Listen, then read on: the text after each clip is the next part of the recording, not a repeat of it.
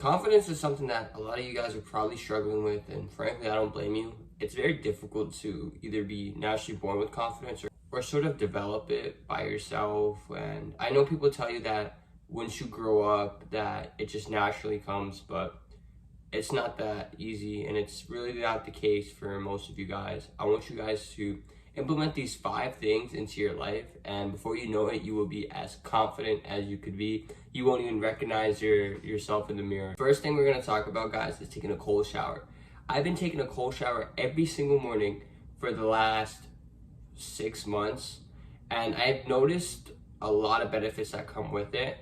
Not only is it's good for your health, your skin, but in terms of your overall confidence, if you're willing to wake up early and the first thing you do is getting to a 30-second pure shower of pain, I'm telling you, the funny thing about a cold shower is, I know people like to say that you can build tolerance to certain things, but the ice cold shower stinks every single time. Every single time I wake up, there's no time where I'm feeling less bad about going in there. There's no time I feel any less pain by going into that ice cold shower. But it sets that discipline and that mindset of, hey, I just did something super difficult. The rest of the day should seem easy. The rest of the upcoming tasks should be relatively easy.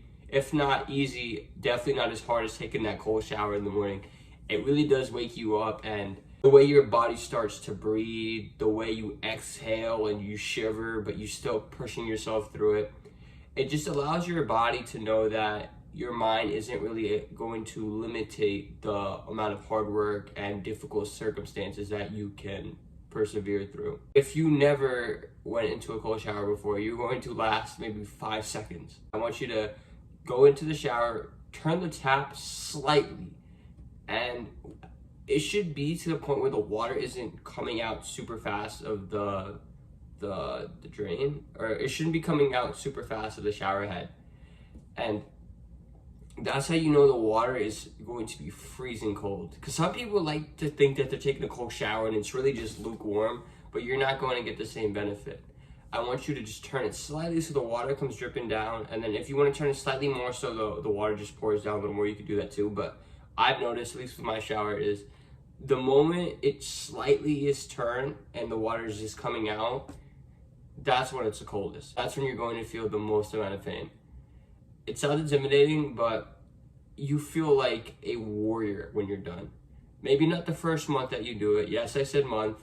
It might take a month for you to truly embrace a cold shower, and you might dislike it slightly less, and you might look forward to the pain, but it's still a battle every time. I want you guys to know that.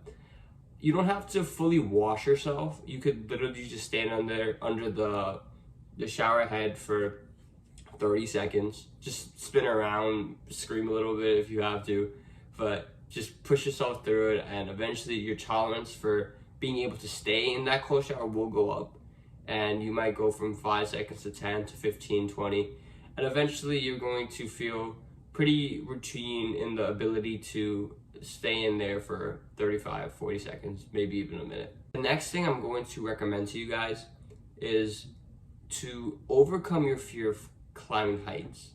And the easiest way to do that is by rock climbing. I know a lot of you guys want to act super tough, super macho, but fear of heights is pretty common, and there's a good chance that you watching this video have a fear of heights. It's nothing to be super shy about. It's actually quite common, but it shouldn't be something that you should have a fear of getting over. You might be scared of heights right now, but that doesn't mean you have to be scared of it forever. You don't want to take steps to decrease your phobia. And the best thing you could do is go rock climbing with a friend, someone who is a little more experienced than you and can help you when you are at a point where you don't think you want to keep going, or you think you've gotten too high. You're going to start off with the easy ones, the climb up, like maybe the ones where you climb up maybe 3 or 4 steps in the air, and then you come down and you breeze through it. You think it's super easy. I was doing that, and then my friend took us to the 3rd stage, and this one, oh man, this one went up at least 2 stories. So it's the point where you're scared if you fall. And our rock climbing gym, they don't have harnesses. They just have really thick mats. I mean, that's definitely helpful. I'd rather have a thick mat than no mat at all. But it was high enough for you to be scared. And I got past the halfway mark, maybe around 60-70% completion. And then my friend behind me, he knew that I was scared. He could tell by how tense my body language was, how I wasn't going at the same speed as I was in the beginning of it. But he coached me through it, you know, and that's ultimately what got me to the top. And if he wasn't there to coach me, there's a good shot I would have never reached that high, and I would have just came back down. The 40 seconds that you are stuck in that same position, because that's probably what's going to happen to you. You're going to get to a point where you're kind of stuck and you're contemplating whether you should go down or you should go up, or if your friend is not caring about your safety. Just listen to your friend and he will guide you through it. Don't listen to the fear in your mind. Don't listen to any doubts that you have. Simply just push yourself through the pain. Try not to acknowledge it too much and just listen to what your friend has to say, and you will pass through this test in life. And the moment you climb down after you hit the top, you are going to feel so proud of yourself. And this proudness is going to transfer over to your other aspects of life. You're going to feel more confident when you raise your hand in the classroom. You're going to feel more confident when you give a group presentation. You're going to feel more confident when you're meeting and talking to somebody new.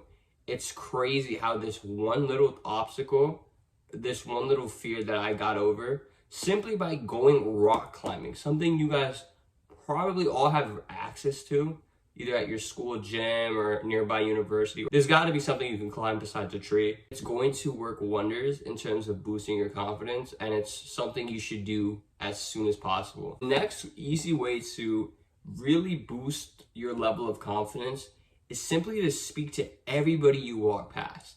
Let's say you're on your way to class at 8:30 a.m. You're most likely going to walk past a few people, maybe a janitor, maybe the security guard, maybe a teacher, maybe someone else who's walking late to class. At least acknowledge them. Acknowledge every person that you walk past, whether that's with a smile, a hi, how are you? Something as simple as a good morning will go a long way. When you start speaking early on in your day to a wide variety of people and you see that positive result, you're going to get into a state of social flow. This social flow is going to carry on throughout the rest of your day. You're more likely to participate in class. You're more likely to speak to people you might have been too scared to talk to. You might give somebody a compliment, even though sometimes you are kind of hesitant about it. Your judgment and overall desire for wanting to speak to people will go up. It's a very addictive thing. I noticed that once I start speaking to somebody super early in the day, I want to continue on that conversation with other people, continue to be social, and just want to communicate with those around me, whether it's a small interaction or it's a super in detailed conversation. It's something that once you get out of the way, it's similar to the idea of breaking the ice. Once you break the ice, everything goes smoothly, and it's very easy to just say hi, how are you, good morning to everyone who walked past you. And this is great for networking opportunities. It's great for you to be in contact or get in contact with people of higher status. It's something that a lot of people overlook. I've seen this countless times where I've walked into an elevator and we're all going to the same floor, and we might be all on the ground floor. I might walk in last and we're going to the 10th floor. Somebody's on their phone. Someone's just barely keeping their eyes open. The other person's stirring their coffee beverage. And no one's talking. No one's acknowledging one another. That's a perfect time for you to start the conversation. Even if they don't want to talk to you, at least you have no regrets leaving that elevator. You know that you spoke to the people you wanted to. You had the confidence to do so. And even if that conversation doesn't go well, the conversation that you are now pushing yourself to start following this will be. Another habit that I've implemented into my life now is waking up at my set time. If I set my alarm for 7 a.m., I am not hitting snooze. I am going to get up out of my bed at 7 a.m. This is the first promise you make to yourself every morning.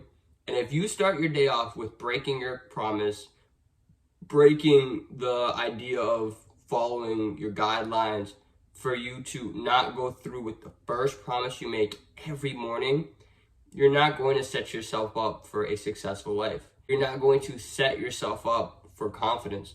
Confidence comes from positive reactions or positive results from past performances.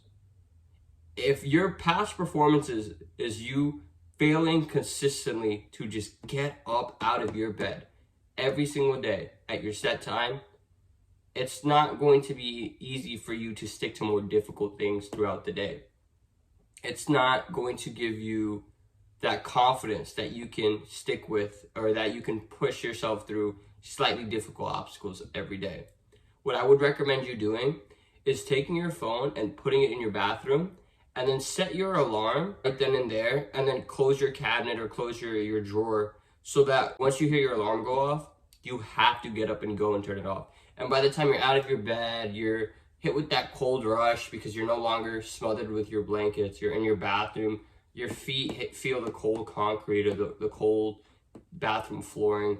You're going to just automatically start brushing your teeth, turn the light on, and get on with the rest of your day. The last thing I'm going to recommend to you guys, and this is something you cannot overlook, is to take 5 deep breaths before you do something challenging. And breathing is something that most of us try to do unconsciously, and we are doing unconsciously. But the difference between these 5 deep breaths is how you inhale and how you exhale. There's a certain way you want to do this that will allow your body to get rushed with a huge amount of oxygen, kind of stabilizes your mind frame. If you're super scared, you're super anxious, you might be on your way to take a super hard exam, you might have an interview coming up. It's a very stressful time for you, and this happens to everybody. But how you manage that stress in the moment will dictate how you perform, and your confidence will dwindle if you do not have the right amount of oxygen coming into your body, if you're not breathing the right way. When it comes to your confidence in stressful moments, it will simply not be there. So in order for you to achieve confidence in these scary scenarios, you want to take 5 deep breaths in through your nose.